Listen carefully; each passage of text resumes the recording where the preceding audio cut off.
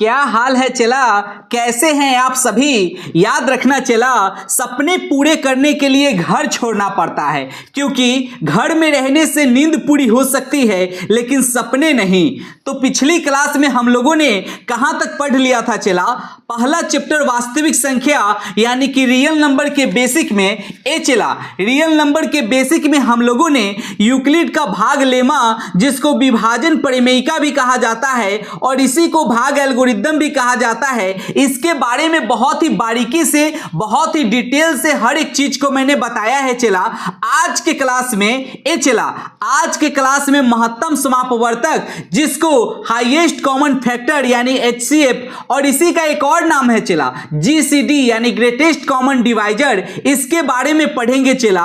और यूक्लिड का एल्गोरिदम के बारे में भी जानेंगे चला। बहुत ही बेसिक लेवल से, बहुत ही बारीकी से हर एक चीज को बताऊंगा चला, ताकि आप सभी मैथ का एक्सपर्ट हो जाओ। याद रखना चला, गरीब का कोई त्योहार नहीं होता, गरीब इंसान के ऊपर त्योहार एक मजाक होता है। कभी पूछना उस पिता से जो त्योहार में अपने बच्चों के लिए एक कपड़ा तक नहीं खरीद पाते हैं।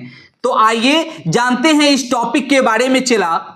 एचसीएफ का रूल कहता है चला कि जब कोई दो संख्या दिले रहेगा और दोनों संख्या का मौसा यानी कि एचसीएफ पूछेगा, तो दोनों संख्या के काटने वाली सबसे बड़का संख्या कौन होगा, जो दोनों संख्यावा को काट देगा, वही एचसीएफ कहलाता है। यानी हाईएस्ट कॉमन फैक्टर ही एचसीएफ कहलाता है, जिसको जीसीडी भी कहा जाता है, ग्रेटेस्ट कॉमन डिवाइजर, वही एचसीएफ कहलाता है। जैसे चला मान लो कि 12 और 16 का एचसीएफ क्या होगा, तो हम देखेंगे कि 12 को काटने वाला कौन कौन संख्या है। तो 12 को काटने वाला 1 है, 2 है, 3 है, 4 है, 5 नहीं होगा चला, क्योंकि 5 के पहाड़ा में 12 नहीं आता है। 6 होगा, आगे 7, 8, 9, 10, 11 नहीं होगा चला, लेकिन 12 अपने आप को काट देगा। आगे और बड़ी संख्या नहीं होगा चला, क्योंकि संख्या जब इतने को है तो और बड़का संख्या कैसे हो सकता है। उसी तरह 16 को काटने वाली चला 1 काट देगा, 2 काट देगा, 3 नहीं काटेगा चला, क्योंकि 3 के पहाड़ा में 16 नहीं आता है, लेकिन 4 काट देगा, 5 नहीं काटेगा, 6 नहीं काटेगा, 7 नहीं काटेगा, लेकिन 8 काट देगा, क्योंकि 8 दूनी के 16 हो जाता है।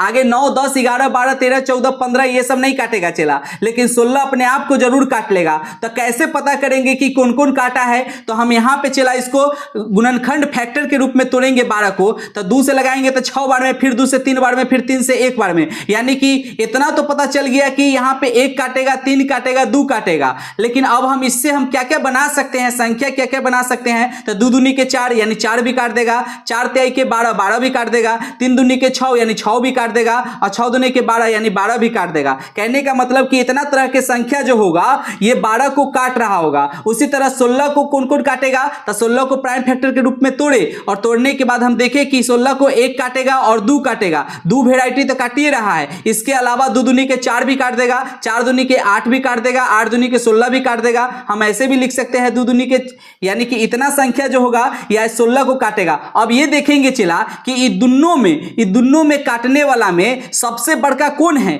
जो दुन्नों में है। तो सबसे बड़का 12 है, लेकिन इसमें तो 12 नहीं है। यहां सबसे बड़का 16 है, लेकिन इसमें तो 16 नहीं है। तो फिर पीछे वाला को देखेंगे तो यहां 6 है, लेकिन इसमें 6 नहीं है, और यहां 8 है, इसमें 8 नहीं है। तो फिर पीछे वाला को देखेंगे तो 4 है, तो इसमें 4 है, तो इसमें भी 4 है। यानी कि एचसीएफ जो होता है हाईएस्ट कॉमन फैक्टर, यानी दोनों में है और सबसे बड़का है, एकरा से बड़का कोई नहीं है जो ये दोनों को काट रहा हो। तो यही एचसीएफ कहलाता है, हाईएस्ट कॉमन फैक्टर एचसीएफ हो जाता है चला। किसी को कोई डाउट है कि यहां तक समझने में? डाउट नहीं है चला, तो आगे ध्यान देंगे। चला 2 धनात्मक पूर्णांक का महत्तम समापवर्तक निकालने का सबसे आसान तरीका है यूक्लिडियन एल्गोरिदम। कहने का मतलब है चला कि तन्नी को संख्या था तो आप लब सीना तेज बन गए, जान गए, बोल दिए कि इसका एचसीएफ होगा 4। लेकिन जब बड़का संख्या दे देगा चला तो हमको पता नहीं चलेगा कि इसको कौन कौन संख्या काटेगा, पता नहीं चलेगा तो बहुत डिफिकल्ट हो जाएगा। तो इसका एक तरीका है, एचसीएफ बनाने का तरीका है कि 2 धनात्मक पूर्णांक का एचसीएफ निकालने के लिए चला सबसे आसान तरीका है यूक्लिडियन एल्गोरिदम।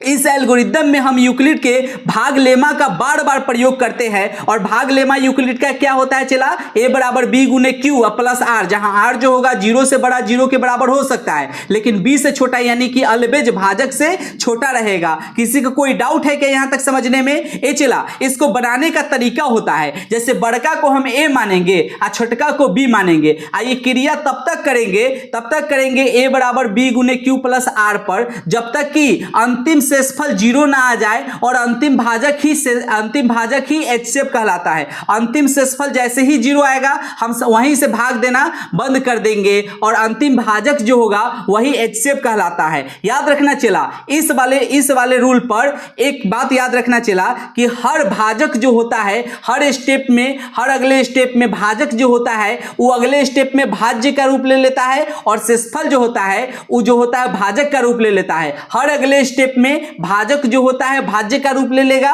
और हर शेषफल जो होगा वो भाजक का रूप ले लेगा। और भागफल हमेशा अपना मन से सोचेंगे कि कितना से भागा दे दे कि इतना के करीब पहुंच जाए चाहे उसके उतना के बराबर पहुंच जाए। किसी को कोई डाउट है कि यहां तक समझने में? डाउट नहीं है चला तो आगे ध्यान देंगे, आगे देखा करेंगे चला। जैसे एग्जाम्पल हमारा यही था ना चला 15,365 और 3,045 का महत्तम समापवर्तक क्या होगा? तब बड़ा संख्या है तो हम वही भाग लेमा का प्रयोग करेंगे। a बराबर b गुने q प्लस r, तो हम a मानेंगे बड़का को और b मानेंगे छोटका को और q अपना मन से सोचेंगे कि कितना से गुना कर दे कि इतना के बराबर इसका गुणनफल हो जाए चाहे इसके करीब पहुंच जाए। तो 5 से गुना करेंगे तो इतना के करीब पहुंचेगा, 6 से गुना करेंगे तो ज्यादा हो जाएगा, तो ज्यादा वाला को नहीं लेना है चला। तो इतना के करीब पहुंचेगा तो शेष कितना बच जाएगा? तो शेष 140 बच जाएगा। 5 से गुना किए हैं तो 15,225 आया है चला, लेकिन यहाँ पुराना है 15,365 यानी कि शेष कितना बच गया? तो इसमें से इसको घटाए हैं तो शेष बच गया 140।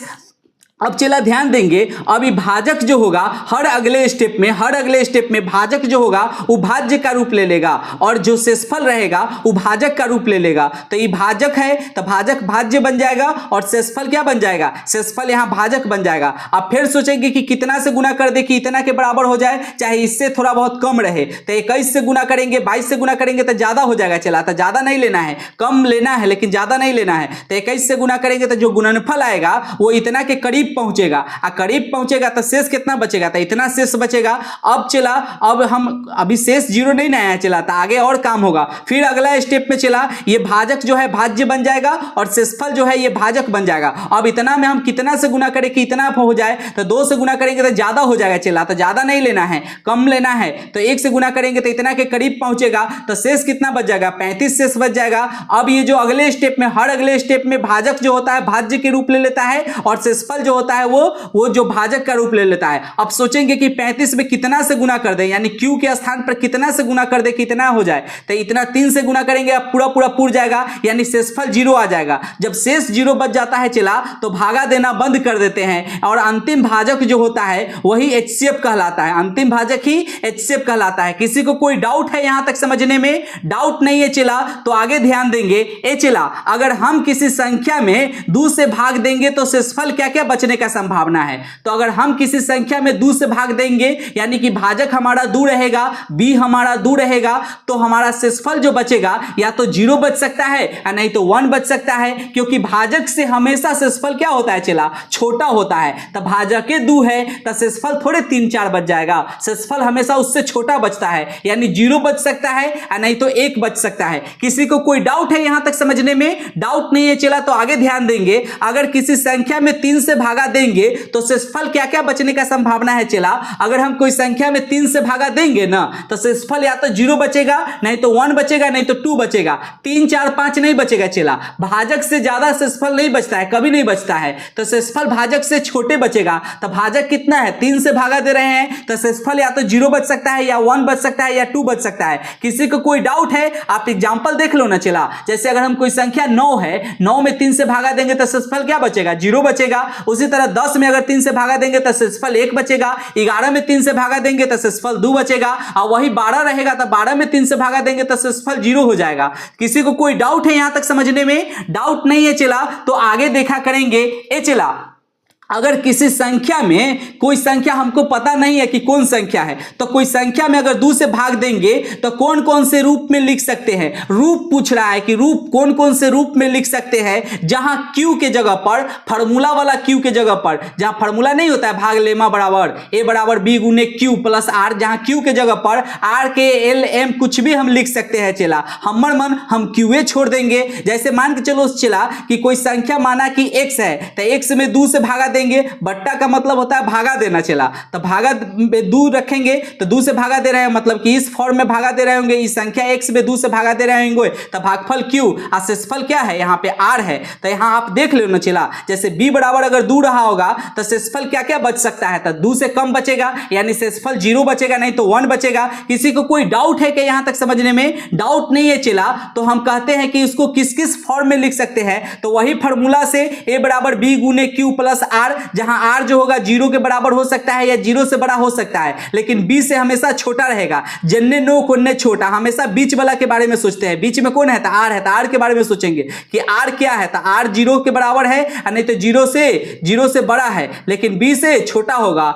यहाँ पे मुंह खुला हुआ है r के तरफ, तो यहाँ पे जो वैल्यू होगा या तो 0 के बराबर हो सकता है या 0 से बड़ा हो सकता है, लेकिन इधर b से छोटा होगा। अब हम इस फार्मूला पे चला, एक बार b का वैल्यू रखेंगे यहाँ पे 2, q का वैल्यू पता नहीं है तो qa छोड़ देंगे। मेरा मन यहाँ पे हम r रख देंगे, m रख देंगे, n रख देंगे, कुछ भी रख सकते हैं, या qa छोड़ देंगे। r का वैल्यू यहाँ पे रख सकते हैं 1, एक बार 0 रखेंगे, एक बार r का वैल्यू यहाँ रखेंगे 1, अब b का वैल्यू रखेंगे यहाँ पे 2, क्योंकि b हमको पता है कि 2 है। q के जगह पर हम qa छोड़ देंगे। हमारा मन हम कुछ भी रख सकते थे, यहाँ पे m n o p q कुछ भी रख सकते थे, हम qa छोड़ दिए। तो इसको जब सॉल्व किए चला तो 2q हो गया, आई 0 हो गया, तो कोई भी संख्या में 0 जुटेगा तो उतना ही रहेगा, आई 2q प्लस 1, तो ये इस फॉर्म में आ गया, यानी कि इसको हम 2q और 2q प्लस 1 के रूप में लिख सकते हैं। ए चला, अब यहाँ सवाल कहता है कि रूप इतना और रूप इतना कब आया होगा। पहले क्या था कि कोई संख्या में हम 2 से भागा दे रहे थे तो हम इस रूप में लिख सकते थे। अब हमको रूपे पहले बता दिया है,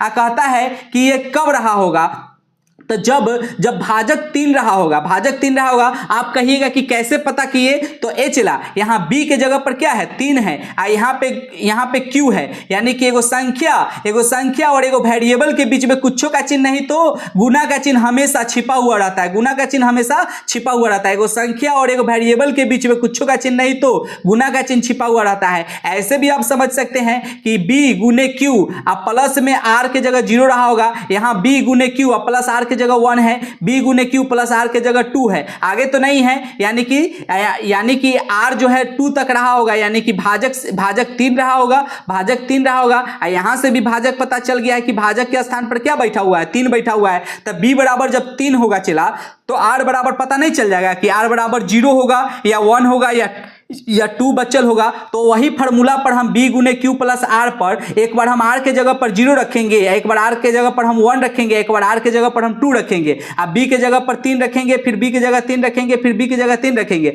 q के जगह पर हम कुछ भी रख सकते हैं, m n o p q कुछ भी रख सकते हैं। तो हम qa छोड़ दिए। जब इसको हम सॉल्व करेंगे तो 3q अब प्लस 0, तो ये हो जाएगा 3q, आई 3q प्लस 1, तो 3q प्लस 1 हो जाएगा, 3 गुने q प्लस 2, तो 3q प्लस 2 हो जाएगा, यानी कि इस फॉर्म में आ गया। तो ये कब आया होगा? जब b बराबर 3 रहा होगा, r बराबर 0 1 2 रहा होगा। जहां पे q के जगह पर चला हम कुछ भी लिख सकते हैं, m n o p q r s कुछ भी लिख सकते हैं। अगर m लिखना रहता तो 3m प्लस 1 3m प्लस 2 इस फॉर्मेट पर रहता। किसी को कोई डाउट है कि यहां तक चला समझने में? डाउट नहीं है चला, तो हम कहते हैं कि वीडियो 10 मिनट का हो चाहे 15 मिनट का, क्या फर्क पड़ता है? कोई डर है क्या? हमारा टॉपिक क्लियर हो रहा है, ये बात कम है क्या? मेरी ये बात याद रखना चला, गुण मिले तो गुरु बनाओ, चित्त मिले तो चेला, और मन मिले तो मित्र बनाओ, वरना रहो अकेला। तो आज की सेवा यहीं पे समाप्त करते हैं चला, मिलते हैं अगले वीडियो में, तब तक के लिए टेक केयर, बाय बाय।